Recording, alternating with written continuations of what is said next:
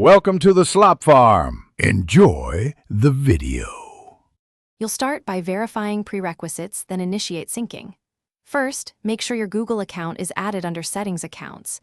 If not, add it now using your Google email and password. Once done, connect to a reliable Wi-Fi network to avoid data charges and faster sync.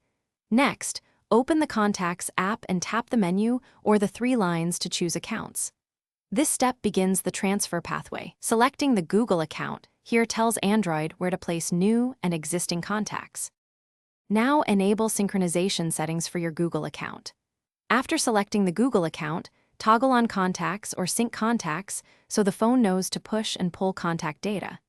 You can force an immediate sync by tapping the menu and choosing Sync Now, which helps when you need instant results.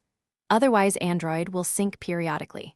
Make sure Contacts display is set to all contacts or to that Google account specifically so saved items appear. This ensures contact groups and labels transfer correctly. Finish by confirming successful transfer and addressing common issues. Open a browser and check contacts. Google.com to ensure entries are present server-side, then check your Oppo Contacts app to confirm they appeared locally. If sync fails, go to Settings Apps Contacts/Google Contacts Sync and clear cache or force stop, then retry sync.